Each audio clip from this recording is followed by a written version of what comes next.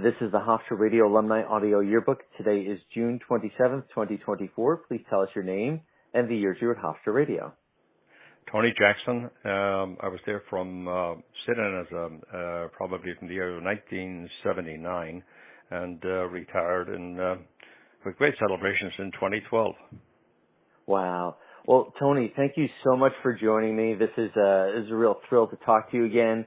I was very fortunate to engineer for you in the early 1990s, a little bit here and there, and your professionalism, your influence on the station, your partnership with Maureen are all things that are just absolutely amazing to me, and I'm so thrilled to talk to you right now. So sorry, I didn't mean to gush that much, but it's very nice to talk to you. Brian, it's good to chat with you too, and I would have let you go on a little bit further. It started to sound really wonderful. I was trying to figure out who you were talking about. I'm sure I'll come up with some more along the way, but this is great to talk to you. One of the questions that I get, well, let me say this as well. In doing 200 plus interviews about the history of Hofstra Radio, wow, there are a handful of names that come up again and again. Jeff Krause, Bruce Avery, Sue Zizza, John Mullen, Basha, and Tony Jackson. Not necessarily in that order, but so many people have had the good fortune to work with you and listen to your programs and work with you and Maureen, and I just wanted to point that out. But one of the questions that I get quite often is, well, how did Tony Jackson wind up at Hofstra Radio? And if you don't mind, talk to us about how did you first arrive at the station? I think you said 1979? 1979, as a matter of fact, I had a good friend, Tony Fallon, and of course he was one of the pioneers. He was the pioneer of Irish sounds and Irish programming at WVHC at the time, I believe it was. And so I started as a guest host for him. He invited me to do a guest host for him around 1979, and on a Sunday afternoon, I did so. I went in to do an interview as such I was promoting local organizations that I volunteered with throughout the Irish and Irish American community. So I dropped in to do a spot, just 5 minutes or whatever. So a couple of weeks later on another spot I did, he said, "You want to sit in? I need some time off. Maybe you can do the show some Sunday." I said, "The whole 60 minutes?" He said, "Yeah." I said, "That seems a little crazy." I said, "But I'll give it a shot maybe." So that's how it all started. And then I went into, from there, Brian, I went in, I was sitting in for him it became a regular thing off and on every other Sunday or whatever. He was doing a very Irish format in his show. And I had a different type of music, a little touch of, referred to as Irish country, and like an Asheville sound from Europe, which is very, very popular at that time. So I started to spin some of those because people actually could call in for requests and dedications. And I think the station manager at the time of student body was Snapper. And she invited me she gave me a buzz and said, "Tony, you want to do your own show maybe on a Wednesday night?" And that's how it all started. Wow. So were you working in, let me ask it this way. What were you doing that you were involved in the Irish music community that you and Tony were in contact? What was your interest or your job? Well, we were members of these, like such organizations as the Ancient Order of Hibernians. The other one was the Irish American Society of Nassau, Suffolk, and Queens. There were various organizations. We volunteered in those organizations. You become a member, the usual stuff, and you get up and recommend something on the floor, and all of a sudden you are the chairman, or you may be the voice of that organization. So in lieu of that, the figure you could get up and help promote whatever the purpose was in promotion of Irish culture. So basically that's what it was. So you were going to musical performances and to concerts and things like that? Oh yeah, we also the various concerts, and artists would come out here, particularly from Ireland, on tour, and of course we'd go to shows and we'd get to know them over the years. And that's the background we came from, like in Ireland. Ireland music, not just the traditional music of Ireland, like I said, but the Nashville sounds of Ireland, this new and upcoming sound, and particularly in the 70s it was very, very popular. But we got to know the artists and everything else, and so in lieu of that, you just went to the shows, and we grew up with the music, so it became easy to us, I believe. And the fact that you had a personality where you would like to, where you communicated with people, and people thought you could do that, and all of this just came together, as one thing. Mm.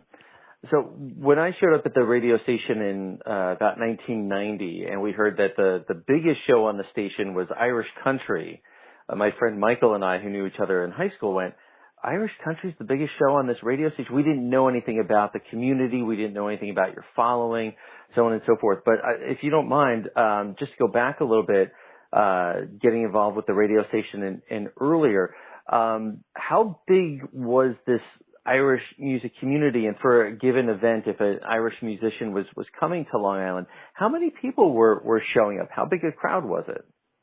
Well, you could actually. I went into indirectly hosting Irish festivals and Irish shows, and eventually throughout the years went into MC and working on Holland America, Irish cruise ships on Irish themes with a promoter called Gertrude Byrne, now out of Florida, originally from the Irish Catskills in the Leeds area, upstate New York, but.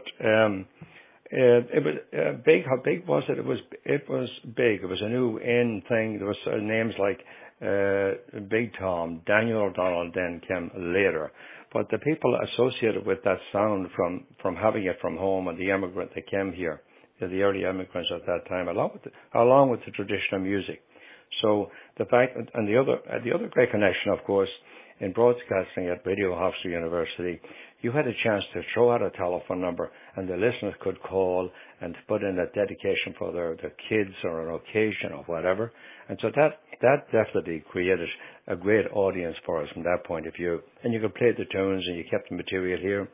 We got CDs, we got various, we got LPs originally, as you know, those big round things with the holes in them.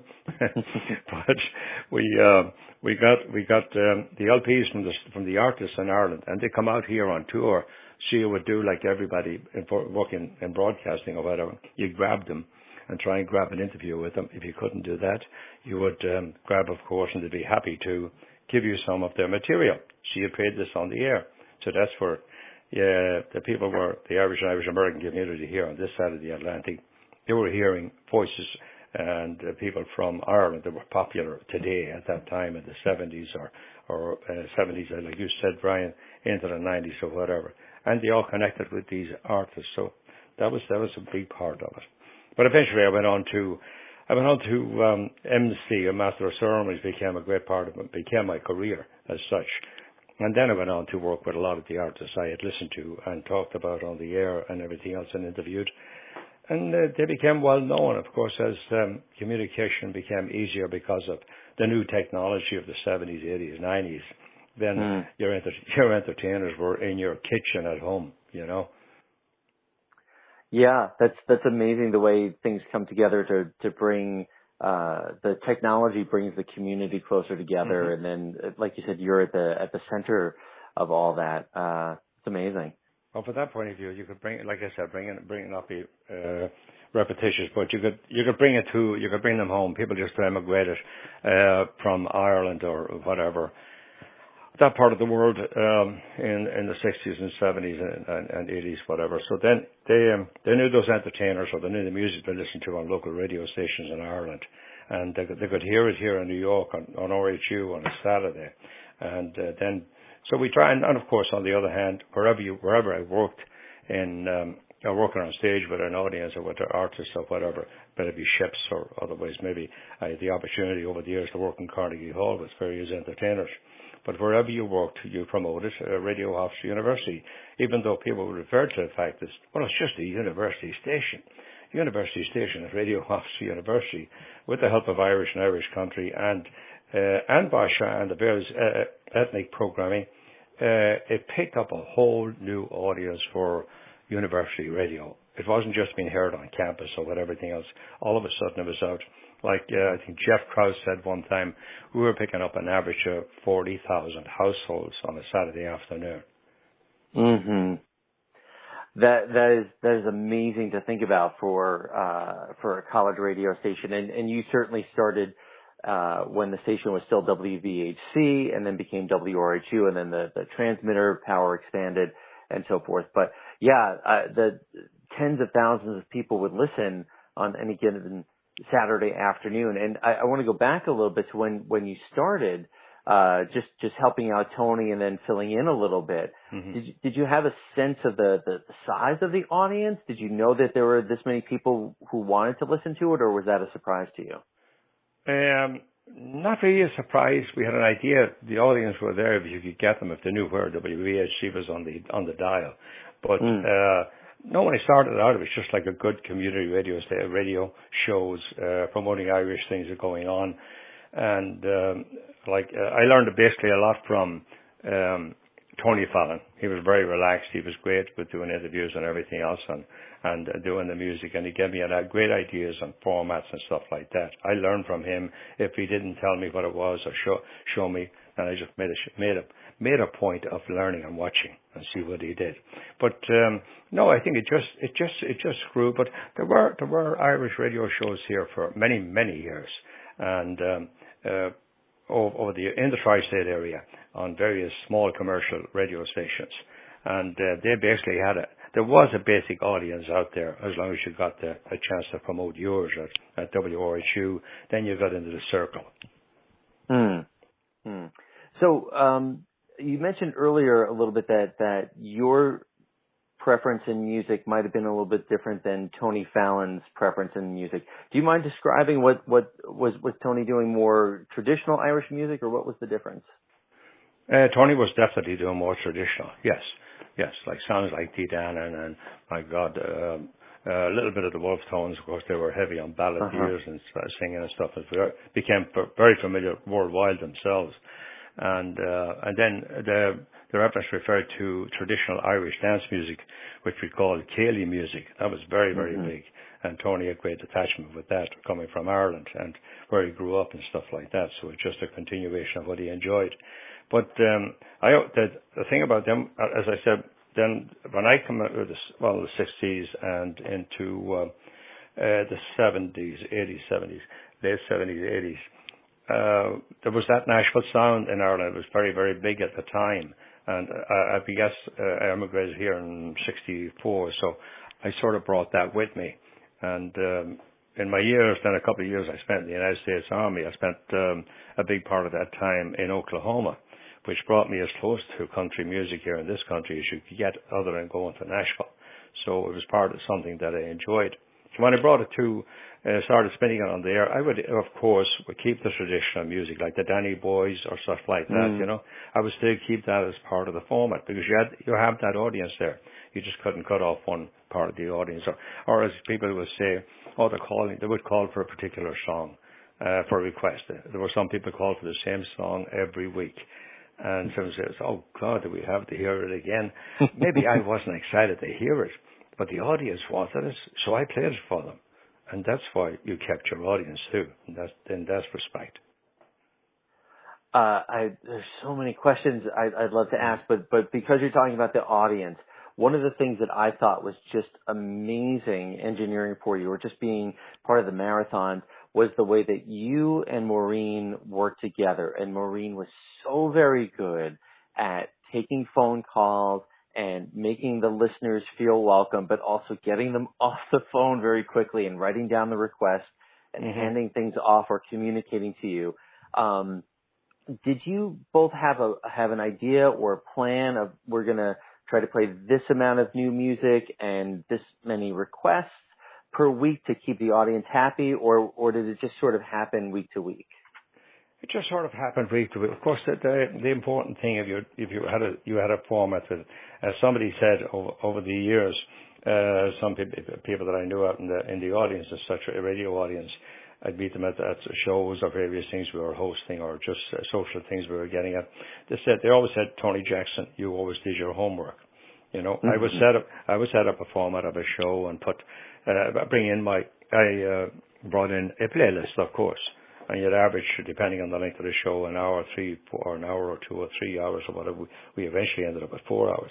You would do a basic outline of a show and mix up the music a bit in every capacity and in the format of the show as such. maybe 32 cuts for the public out there, 32 songs or 32 pieces of music mixed up with various types of music, of course, as long as it adhered to the style of the program.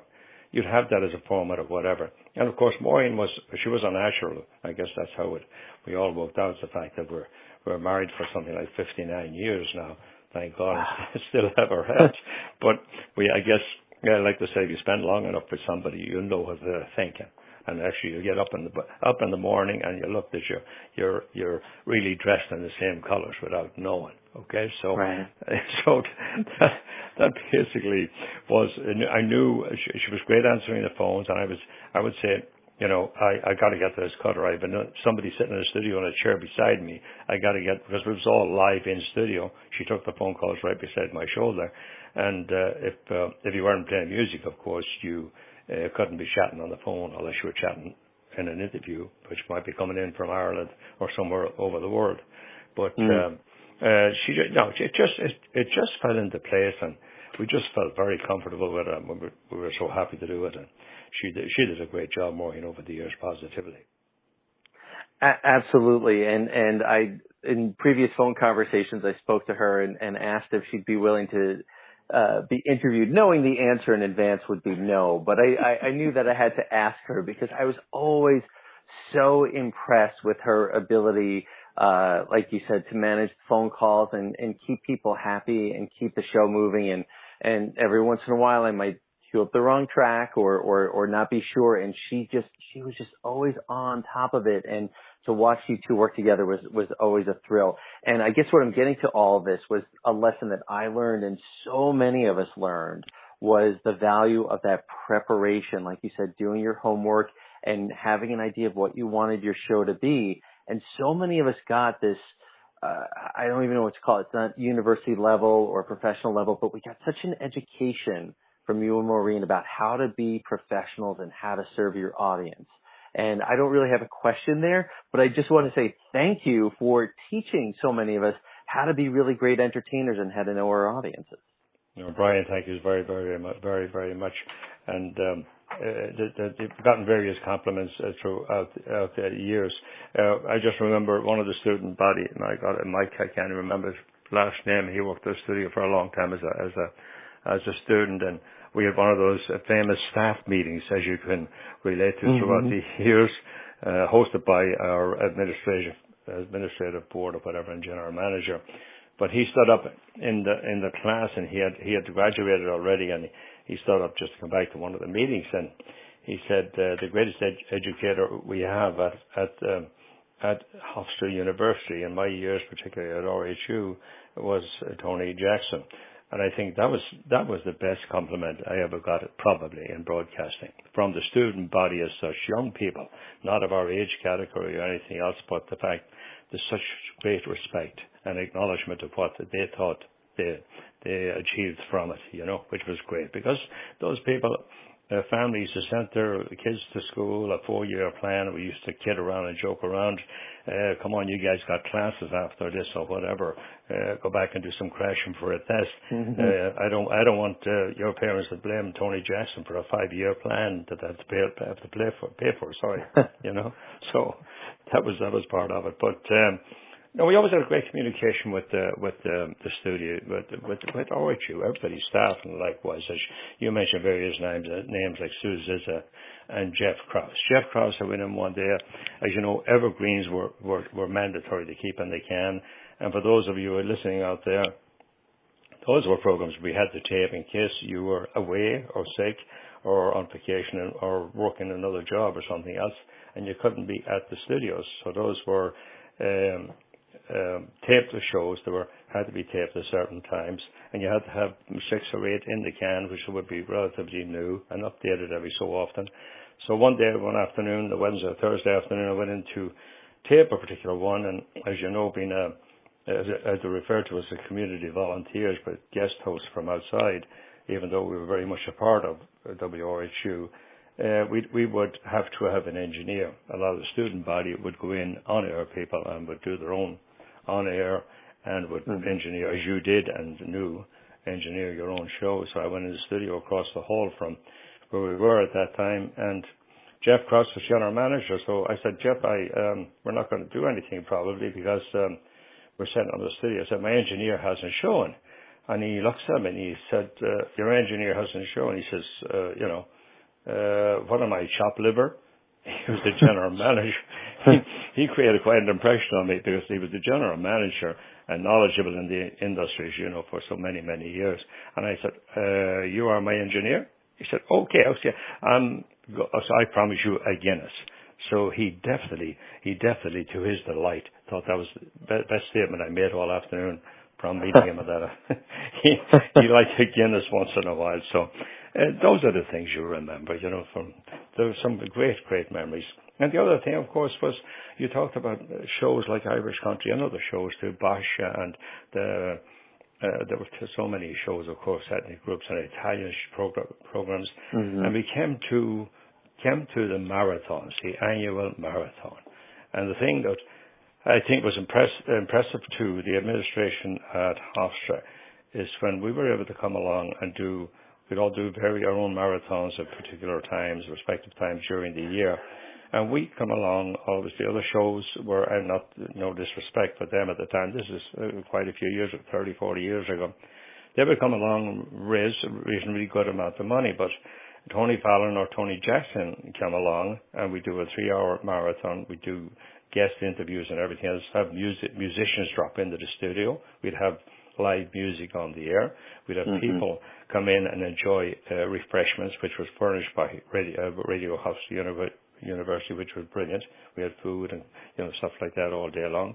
But we started to bring in figures like $10, $11, $12,000, just people donating money. So Radio Hofstra University and all the administration, of course, were definitely impressed by this.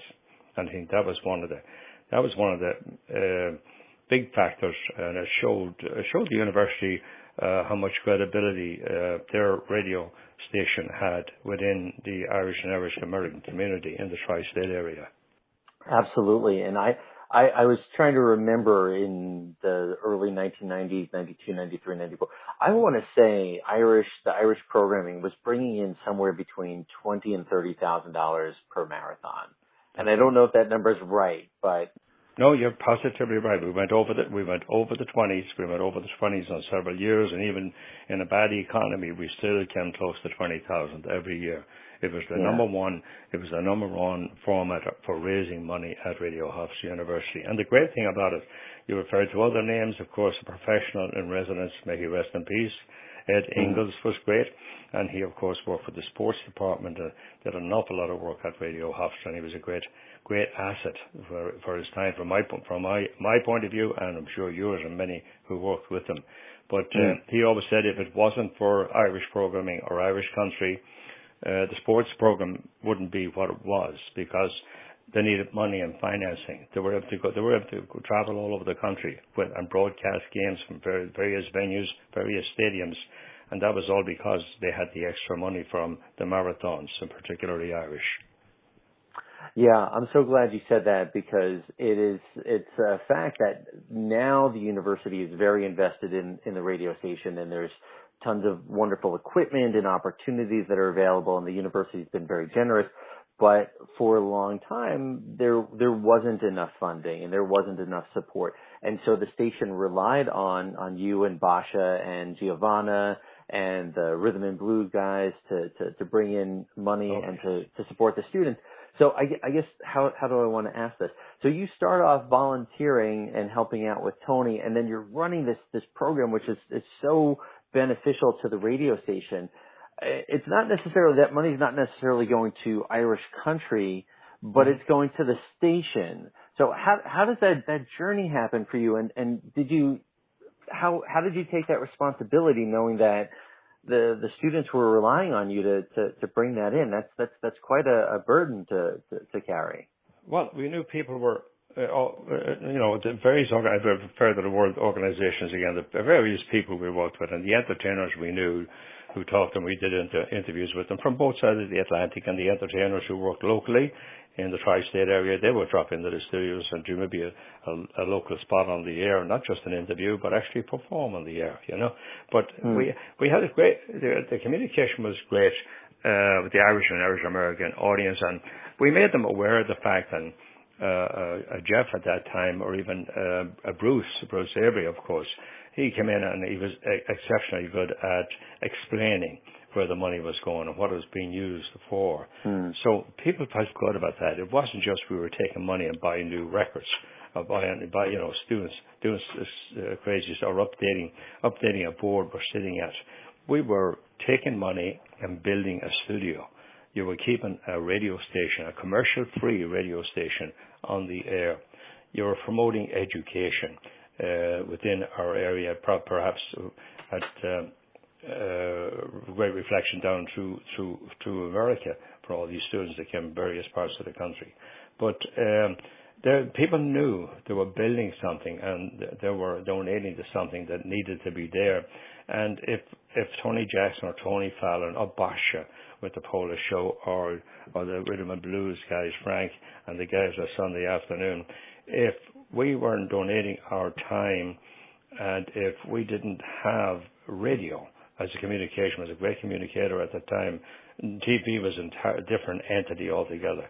But radio was a great communicator. They could take it anywhere they wanted with your portable radio or your boombox or whatever, and other things like that. Then it wouldn't exist anymore. So the songs, the music they wanted to hear, the entertainer they wanted to hear a chat about or a reference to or whatever else wouldn't exist. So they knew the money was being well spent. And it was evident then, as you know, Brian, we came along and we ended up with state-of-the-art studios. But a lot of smaller commercial stations, I visited them over the years and various things throughout the years to do interviews and everything else at various studios.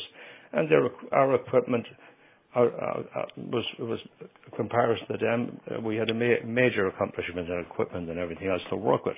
And I would always point out, of course, at a meeting or whatever with the student body, particularly a staff meeting, I would make the comment, you kids enjoy what you're doing and pay attention to it and learn, because I said to them, you will go into some commercial radio station if you end up in communication and where you're going with this, with your degree or whatever. You may go into some studios, a commercial station, where the equipment would not be the quality, 50% quality of the equipment that you're getting a chance to work with. And if it is in a major radio station or a studio, the administrations won't even let you touch it until they're positive that you can handle it, you know?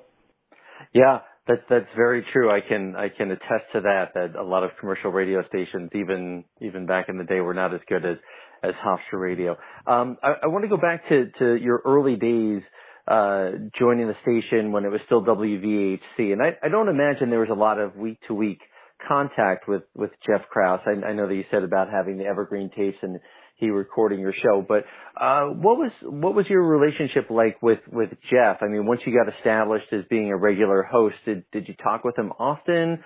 Did he have any good advice for you? Yes, Jeff would always say something like, leave me alone.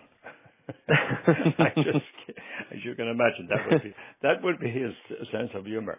But no, he was great. He was great at the point. We rarely had we had communication with him all the time, as you said. The great liaison as such was Sue Zitham. Sue was always available, and but Jeff Krause was his availability to us as hosts of shows, particularly outside shows and everything else. He always had good advice, and solid advice about various things and what to do and what not to do, or what he thought would work. But he might give you a little input, but never get involved in what you did if he thought it was being done right, you know. He was that advocate, but he was always available. We had he socialized with an awful lot of people. God knows not that he had a lot of time for socializing. He donated an awful lot of his time, particularly, I know it was his job at Radio Hofstra University, but he also donated a lot of his free time to the student body and particularly to ourselves, the community volunteers as referred to. And he was easy, very easy to work with, and would genuinely just give you some great input. As such, like he said, I'm a shop liver. Here he is. He's the chief around. I'm sure I wasn't going to walk into any major network radio station or TV station and have the general manager come in and sit down and do engineering with me. Even though I had quality people, I had people like Brian McKinley, So, but, well, but the people, you had a lot of great engineers over the years, Eileen DeCalis and Jen Murphy and Rick Rossetto. I know a lot of people have stepped up and said, I learned so much from Tony. But for the opportunity to spin records with Jeff Krause, Jeff really loved radio. He was so very good at it. He loved the medium so much. So that must have been just magical, the two of you spinning records and talking about things. I wish I could have been a fly on the wall for that occasion. That must have been great. Well, it was it, as you said, he felt you made it home, and particularly if he thought you were comfortable with it, like you just said now, in the fact that you knew what you were doing and you enjoyed doing it. That's what I said. I'd go to just do my 2 or 3 hour show up to, like I said, eventually 4 hours at Hofstra, and people said, you just volunteered, or what do you get out of it? I get the satisfaction of enjoying the music. I get the satisfaction of talking to all these people on the air. When I retired, it was like a DT situation. On a Saturday afternoon, we'd listen to some program, of course, and stuff like that. But we missed the people. The people out there you talk to on the phone, the people you played the music for, the entertainers you worked with all the time. Of course, I was lucky enough to be able to work with a lot of them on various shows about all the hosts throughout North America and even the Mediterranean on the cruises. But those are the things you miss. But Jeff, yes, to sit with somebody like you said, perhaps, I don't know, broadcasting a game or whatever, and you see some of the student body at that broadcast so many games in different sports we had, particularly football too, at the university, and but they were so wrapped up in it, and I think that created the quality, and it was evident over the air that these people, including ourselves, the music and everything else, they were enjoying it. They knew what they were doing, and we really wanted to listen to them. I think that was it, you know.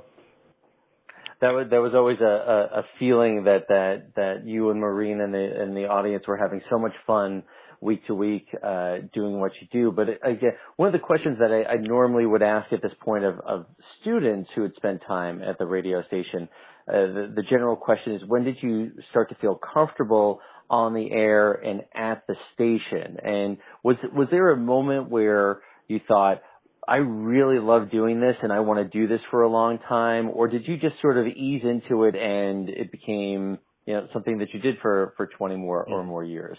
Mm-hmm. Over 30. Over 30.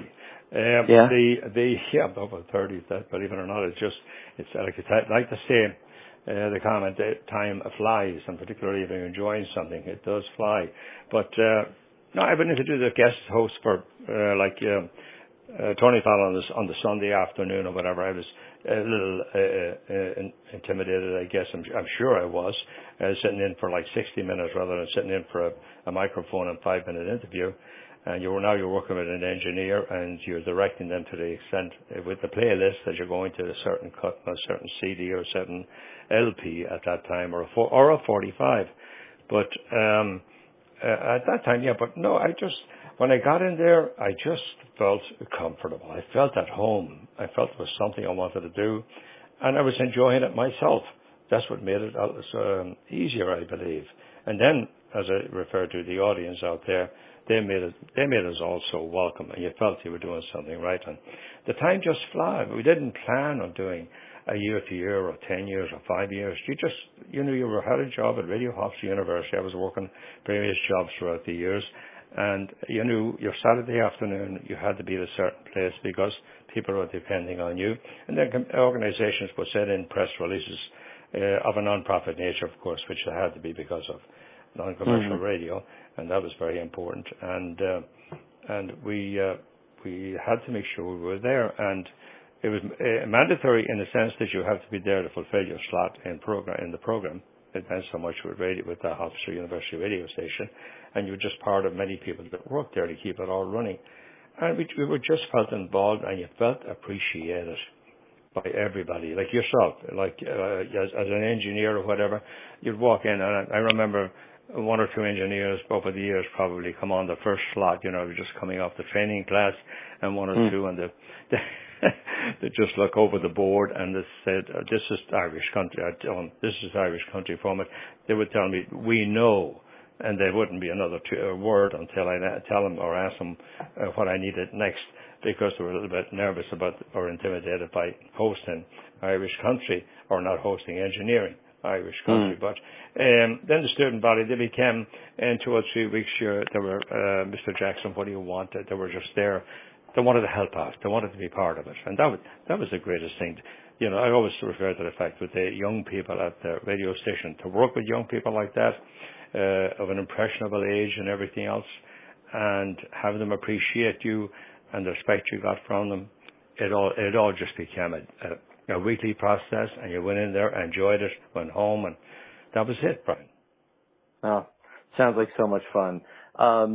So you're there through the Jeff Krause years, and unfortunately he passed away, obviously way too young, and left quite a void at the station. And then in 1994, Bruce Avery comes aboard, and there are some changes, and that leads to Jeff Krause had planned on building the new facility and moving across the way, but things changed a little bit with Bruce, and I know that there were requirements to join the training class and things like that. Did you have to do that? Did you have to go in and study with the students? Yes, as a matter of fact, we had and Bruce, Lord rest him too. My Lord, so many died so young. Bruce came along, and he was the new helm of everything coming in. And he came from a background, of course, of broadcasting. As you know, he's a weatherman and everything else at various stations throughout on the East Coast over the years, and a teacher. So he had an educational background and everything else. So in any case, so he came along, and we got a note that we were going to have one-on-one meetings with the new general manager. Myself and Maureen, of course, was sitting in and whatever. And he said, we're going to do dinner, Tony. I'm looking forward to chatting with you and everything else. I said, great, sounds good. So we went for a nice dinner one evening anyhow, and he said, the things I'm looking for, he said, the most important thing, of course, is education from our standpoint at Radio Hofstra University. And, you know, I know you guys host shows that are very popular and big with the radio station, he said, but it's important that the student body and university as such continue to take great advantage of what we're doing to promote HRAAY and all things from that point of view. And so he said, well, another thing too, he said, have you done the engineering class? And of course I had taken my on-air practice and training with on-air people such as Jeff and Eileen DeCallis and all those people who were great, taught us how to jump behind a board, or maybe take an emergency coming in over the wire services and stuff like that, which is always nerve-wracking. He said, you're going to have to take the training class. So I looked at him and I said, okay, that sounds interesting. It's a 7 or 9 week training class, even while you're on the air, of course. But he said, if you don't take the training class, of course, I'm going to have to let people go, you know. So I said, okay, this is interesting. We've been at the station probably for, I don't know, 94, maybe the best end of nearly 20 years, and haven't taken a training class and haven't been in a classroom setting for probably 40 years or close to it at my age at that time. And I said, this should be very interesting. Well, I said, if we don't pass, you won't have to ask us to leave. We'll be gone. So it was a to and fro conversation in any case, in the best way, you know. So in any case, we went on to take the training class, and he was very helpful. He made it as simple as possible. We sat in, of course, with a student body. I don't know how many were in the training class at the time. It could have been 30 or 40 young people, and a few, like myself, community volunteer, host of the Italian or various other shows, the blues shows or whatever, or Polish shows, and we all had to take the training class. So we did the finals and testing and everything else and tests. So I was extremely proud of the fact I came in third in the class. So he got an amazing kick out of it himself. He thought we'd all, I think he got the impression in one side of his mind that we'd all be gone, you know.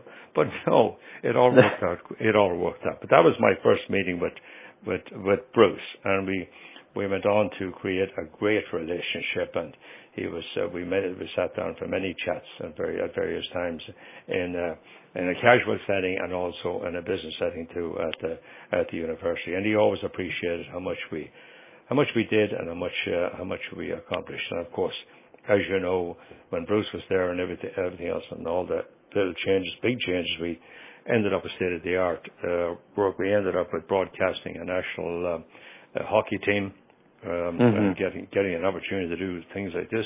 The Marconi Awards were not even terribly familiar to me, but we won Radio Hofstra University, won several of them over the years.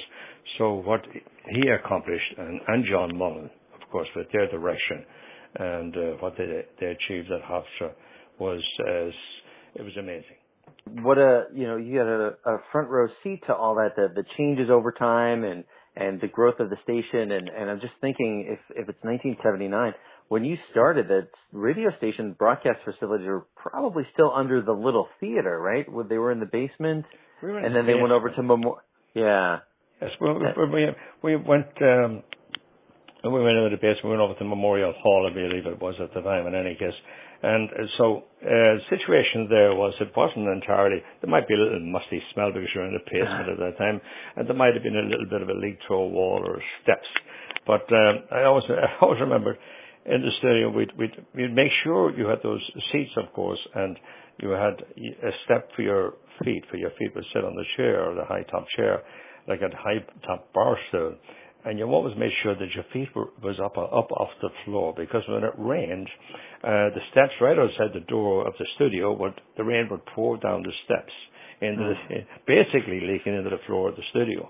So it was recommended, because we're working with electrical equipment of the board and wires and headsets and whatever you got in a live setting like that on air, it was recommended you keep your feet dry. And so, yes, and equipment dry. It was those that that was the beginning of university broadcasting, and that we were part of it. But that's just what an amazing journey, and you must have loved doing it to go into those studios and the danger of electrocution and the smells and so forth. And then you went through that journey as the station grew up, and so much of that was due to the success of your program and your support. And like you said, you wind up working with Bruce and John and the amazing growth of the station, and not just in terms of the equipment, but in the number of students and the awards. Just an amazing journey for you. I wonder if I didn't give you this as a scripted question, but if you wouldn't mind taking a stab at this, is there a particular moment or moments that you feel are your proudest moments at the station? Are there particular instances where you thought, I've really been part of something amazing, or is it the journey in total? The journey in total, as you say, of course, it's a large picture and a lot of activity over those years, a lot of input from my point of view and from the radio station itself and various names, various administration. But throughout the years, the thing I would do requests and dedications, and probably maybe a few years before I retired in 2012, I was at that point, 25-year celebration and all this sort of stuff, and very around there, that area, I was thinking maybe it's time to retire and take it easy and don't have the commitment every week. It was a big commitment to head into a studio, put a show together, and not only that, but it was, as you know from working in radio yourself, that you had to line up interviews and everything else with various people. You did all this work by yourself during the week and get these artists lined up for phone interviews or come in the studio and make sure you had equipment set up for them. But then all of a sudden we were up on the web. We were going WRHU worldwide. So this was new. It was different. And we had calls in various parts of the world. We had a call from Australia for requests and dedications. We had a call from the Suez Canal one night, some servicemen. But the one thing that really stuck with me at that time and kept me going really enhanced the fact that I should stay with radio and Hofstra University, because we had a new audience. We were picking up people from down through the United States because they were picking us up on the web. But not only get it, we got a call from Iraq during the Iraqi war. We actually got a call from Iraq, and there were young men that had grown up on Long Island, and they were picking up the show in Iraq in a combat zone or close to it, and they were calling to do requests for their parents in Long Island. And that was the most emotional call I ever received, probably on the air. Maureen took the call, and I thought it was, you don't take it for granted that it's real, but it was real, and that was during the Iraqi war. And I was always proud of the fact that I always had a tendency, I would always, particularly around the holidays, 4th of July, like coming up and stuff like that, or Memorial Day, being a veteran, I'd always make sure I'd acknowledge the veterans and acknowledge the United States of America, how proud I was to be an American. And so in lieu of that, I think I stayed on broadcasting for another 4 to 5 years. Wow. Tony, I got chilled and goosebumps from that story. So those were definitely, that was a particularly memorable time, of course, definitely. Wow. Thank you for sharing that. Wow. That's, I still have goosebumps from that. I guess my last question here, and I think you've already answered it, but I like to ask it anyway. It's, when you started at the station and decided that I'm going to do this on a regular basis until you retired in 2012, I guess when you started, what did you think the station would mean to you? And by the time you retired, what did it become? It was, as you know, it became a major part of our lives, and instead in working as MC and an announcer to festivals and shows and the famous Eisenhower Park Irish Night for 40 years out here in Long Island, it gave me the opportunity and the exposure to these people, the audience we broadcasted to every week.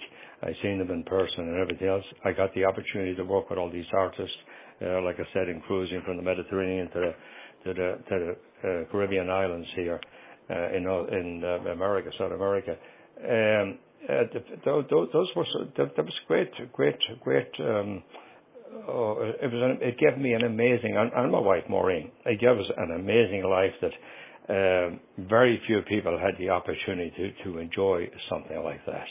I mean, the fact that I walked in that day and did an interview with Tony Fallon, and it ended up approximately 32, 34 years later, and it became such a significant part of our life.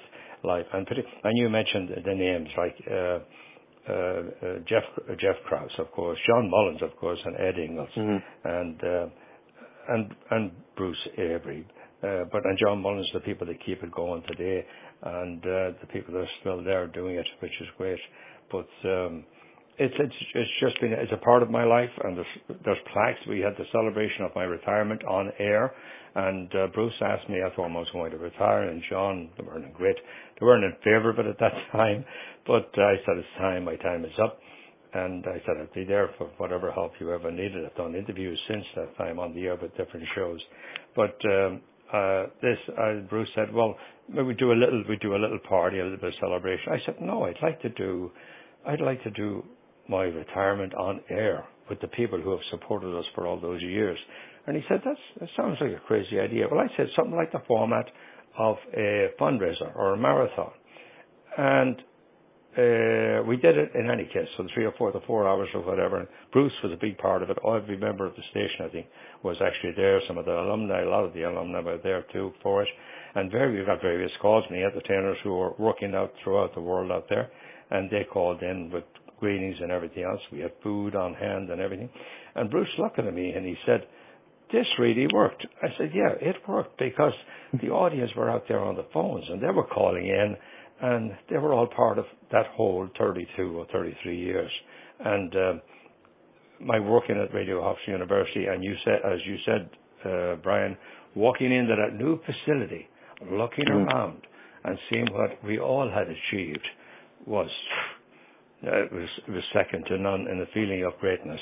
So we always have great memories of Radio Hofstra University, and like I said, We just want you for the fundraiser and everything else to keep the U in WRHU became a comment or statement, but it was important to us, and take away from it the memories and everything else, and the education I got from the student body, from the administration, and in broadcasting what I learned.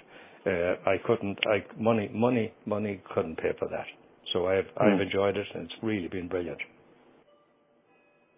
Tony, this has been such an honor and a privilege to have this conversation with you, and please give our love and respect to Maureen. It's impossible to calculate the impact that the two of you had on the radio station in this community, and it's insufficient, but I just want to say thank you. Brian McKinley, thank you so very, very much, and thank you for your interest. And again, one more time, thank you to WRHU.